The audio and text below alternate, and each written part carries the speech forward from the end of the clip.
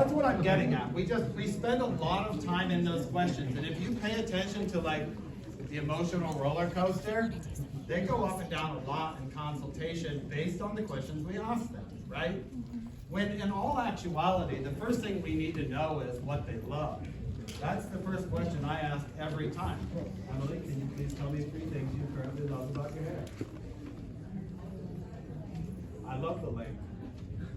I love the color.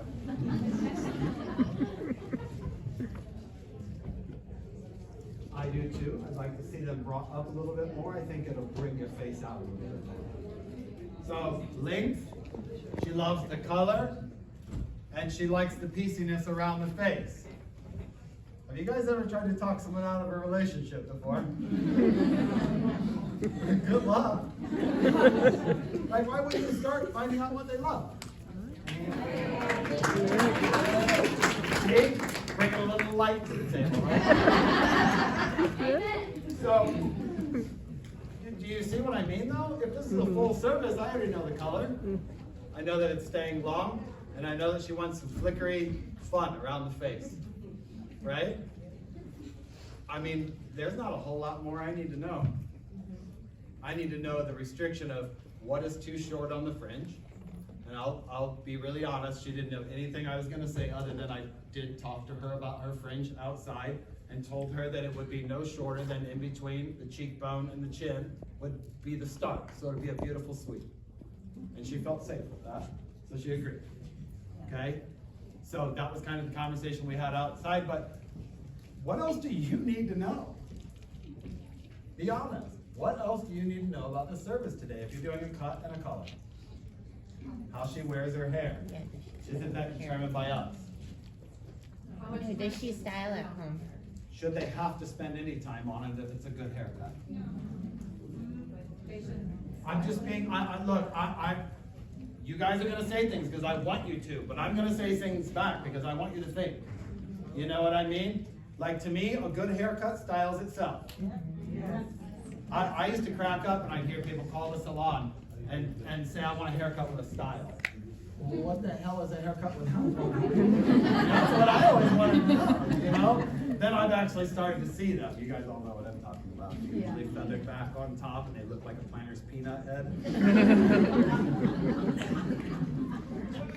So, here's the deal. I cut dry because it's faster. I can see where the hair lives at all times. The only time you're gonna catch me cutting wet is something short or with like heavy precision, right?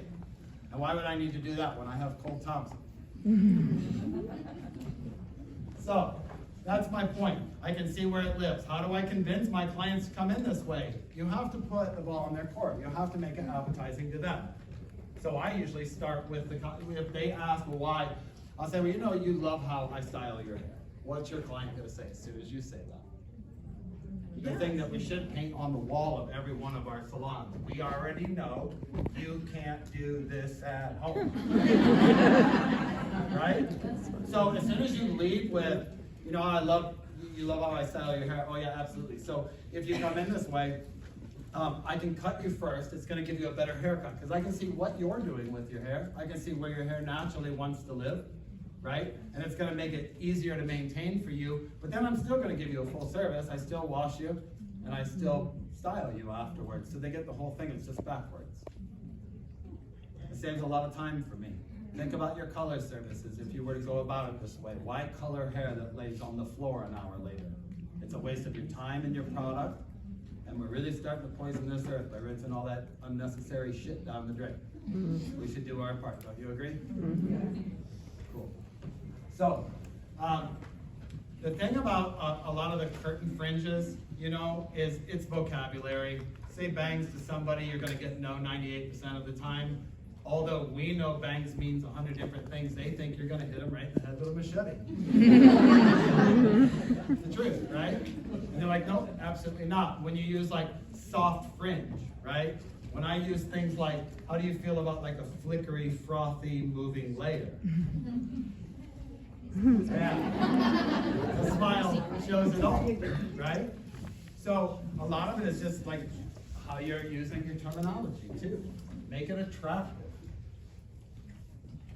We all know that wide tooth texturizers can be called chunker or notcher, but it's just not a real attractive term when you're reaching for a tool and talking to a client, is it? Like, I'm gonna put some sick chunks in your hair today. Okay, so this is what we're gonna do.